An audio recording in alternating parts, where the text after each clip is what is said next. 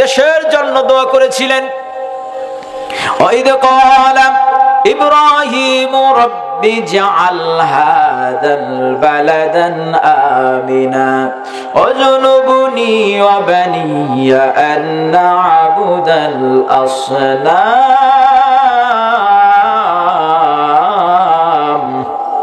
ও আল্লাহ, এই দেশটাকে তুমি রক্ষা করো, দেশটাকে শান্তির নগরী বানাইয়া দাও, এই দেশটাকে তুমি কবুল করো, আমাদের সন্তানদেরকে তুমি কবুল করো, শিরিক আর মূর্তি পূজা থেকে তাদেরকে তুমি রক্ষা করো।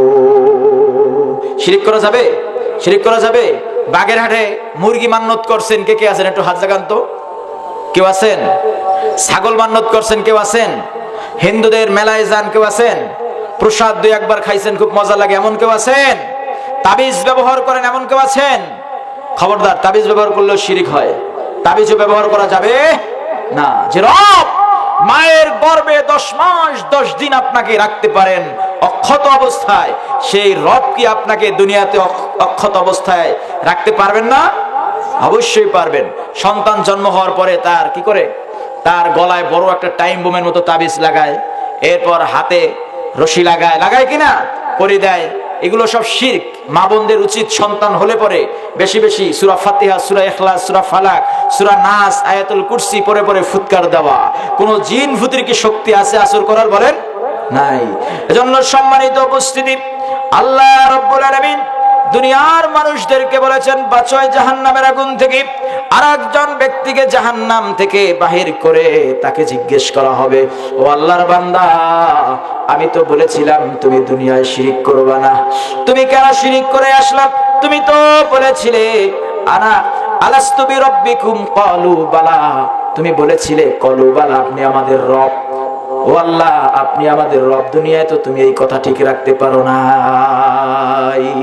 তুমি যদি নামাজ কম পড়তাম, তুমি যদি রোজা কম রাখতাম, তুমি যদি অন্য অন্য কোনো কিছুর ঘাটতি নিয়ে আসতা, আমি আল্লাহ তোমাকে মাফ করে দিতাম। কিন্তু তুমি এমন গুনাহ করেছো, শিরিক করেছো, যাও যাও, এখন তোমার জাহান্নাম ছাড়া আর কোনো উপায় নাই। তবে আমি এই কথা বলছি না যে আপনি নামাজ ছেড়ে দিতে পারবেন। নামাজ কি ছাড়া যাবে? নামাজ কি ছাড়া যাবে? কোন সুযোগ আছে? নামাজ কয় ওয়াক্ত? সপ্তাহে 1 ওয়াক্ত নাকি? আবার অনেকে আছে যে ডেলি 2 বেলা পড়ে, কেউ আছে 3 বেলা পড়ে। আসলে এটাকে নামাজি বলা চলে না। কোন ব্যক্তি যদি চাকরি করে তাহলে মাসে 1 সপ্তাহ যাবে, চাকরি হবে? 15 দিন যাবে, হবে? 20 দিন যাবে, হবে? আরে অফিসের তো এমনও নিয়ম, একদিন যদি অ্যাবসেন্ট করে তাতে চাকরি থাকে না।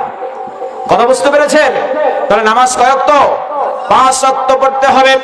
নামাজ যদি পড়েন, আল্লাহ রাসূল বলেছেন আন্নাহু যাকারাস সালাতা হাফিজান আলাইহা কানাত লাহু নূরুন ওয়া বুরহানান ওয়া নাজাতান ইয়াউমাল কিয়ামাতি মা কারুন ওয়া ফিরআউন ওয়া হামান। যারা নামাজ পড়বে, নামাজের হেফাজত করবে, কিয়ামতের ময়দানে নামাজ তার জন্য নূর হয়ে যাবে। জোরে বলেন সুবহানাল্লাহ। নামাজ তার জন্য দলিল হয়ে যাবে, নামাজ তার জন্য নাজাতের কারণ হয়ে যাবে। ওয়া মান লাম ইয়াহফিজ আলাইহিম লাম তাকুল লাহু নূরুন ওয়া নাজাতান ইয়াউমাল কিয়ামা মা কারুন ওয়া ফিরআউন ওয়া হামান। উবাই ইবনে খালফ রাওয়াহুল বাইহাকি। আর যারা সালাতের হেফাজত করবে না, নামাজ পড়বে না, নামাজ তাদের জন্য নূর হবে না, দলিল হবে না, নাজাতের কারণও হবে না। তার হিসাব নিকাশ হবে ফিরআউন, কারুন, হামান, উবাই ইবনে খালফের সাথে। নাউজুবিল্লাহ। এজন্য নামাজ 5 ওয়াক্ত পড়া যাবে তো? নামাজের সবথেকে মৌলিক যে বিষয়টা হলো সেটা হচ্ছে আপনি যখন সেজদায় যান আর আপনি চুপি চুপি বলেন সুবহান রাব্বিয়াল আলা, আর 7 আসমানের উপর থেকে আল্লাহ রাব্বুল আলামিন বান্দার এই ফিসফিসানি আওয়াজ শুনে বলতে থাকে হামিদানি আবদি গোলামে আবদি মাজ্জাদানি আবদি হাদা বাইনি ওয়া বাইনা আবদি হাদা বাইনি ওয়া বাইনা আবদি ওয়ালি আবদি সাল। জোরে বলেন সুবহানাল্লাহ। আল্লাহর রাসূল বলেন, বান্দা যখন বলে আলহামদুলিল্লাহি রাব্বিল আলামিন, সমস্ত প্রশংসা কার? All praise is due to Allah. সর্বাবস্থায় প্রশংসা হবে কার? সুখে প্রশংসা কার? দুঃখে প্রশংসা কার? বিপদে পড়লে প্রশংসা কার? কোরমা পোলাও খাওয়ার সময় প্রশংসা কার? ডাল ভাত খাওয়ার সময় কার? মরিচ আর আলু ভর্তা খাওয়ার সময় প্রশংসা হবে কার? আরামের বিছানায় ঘুমানোর সময় প্রশংসা কর। জেলখানার অন্ধ কুঠুরিতে যখন আপনি যদি কখনো চলে যান তখনও প্রশংসা হবে কার? যদি মাছের পেটেও চলে যান তখন প্রশংসা হবে কার? কার হবে? আল্লাহর নবী ইউনূস মাছের পেটে চলে গেছিলেন, কার প্রশংসা করেছেন? আল্লাহ। কোন দোয়াটা পড়ছিলেন?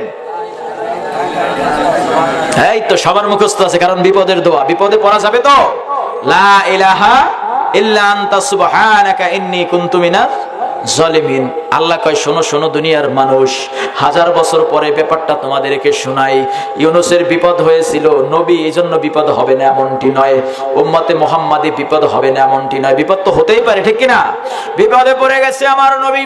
আমার তাসবিহ যখন জপতে লাগলো, আমার রহমতের দরিয়ায় ঢেউ উঠতে লাগলো। আল্লাহ রাব্বুল আলামিন কোরআনে কারিমে আকাশবাণী টাওয়ার থেকে মদিনার টাওয়ারে মেসেজ দিয়ে নবীকে জানাইয়া দিল, নবী শোনেন, ব্যাপারটা হলো হযরত ইউনূস যখন মাছের পেটে পড়ে গেছে, আমার তাসবিহ জপতেছিল, লা লাবিসা ফি বাতনিহি ইলা ইয়াউমি ইউবআসুন,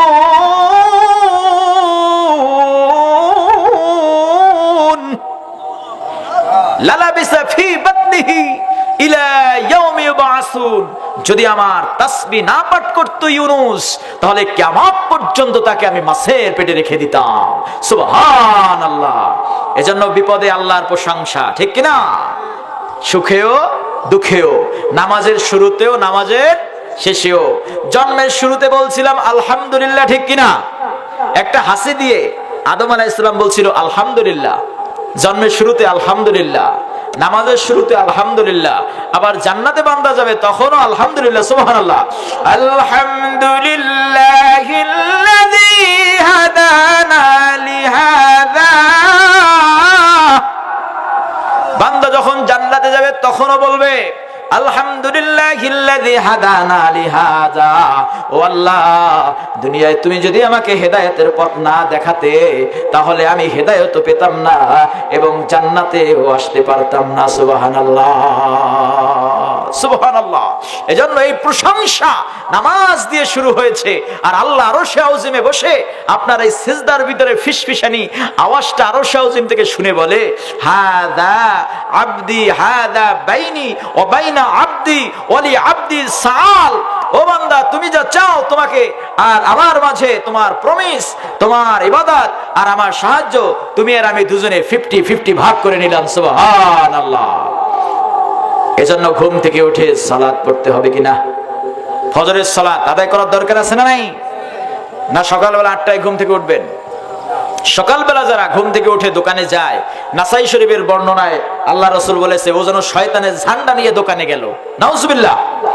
আর যারা মসজিদে যায় তারা যেন ইসলামের ঝান্ডা নিয়ে মসজিদের দিকে ছুটে গেল। নাফসু তাইয়্যিবা, তার হৃদয়টা খুশহাল হয়ে গেছে, তৃপ্তিতে ভরে গেছে। এজন্য ফজরের সালাত আদায় করতে হবে। পারবেন তো সবাই? 5 ওয়াক্ত সালাত আদায় করবেন।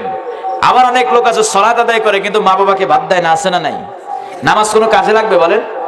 আবার অনেক লোক আছে নামাজ পড়ে, দান সাদাকা করে, কিন্তু মা বাবাকে টাকা পয়সা দেয় না, আছে না নাই? আছে। কয় তাদের চরিত্র ভালো না, আচরণ ভালো না, ছোট ছেলেকে ভালোবাসে বেশি, মেজো ছেলেকে ভালোবাসে বেশি, এই মেয়েদেরকে সব দিয়ে দিছে, বলে কিনা? বলে। তারা যত নামাজ পড়ুক, রোজা রাখুক, জান্নাত থেকে যেতে পারবে? জান্নাত কোথায়? মায়ের বাবার পায়ের নিচে, তাই না?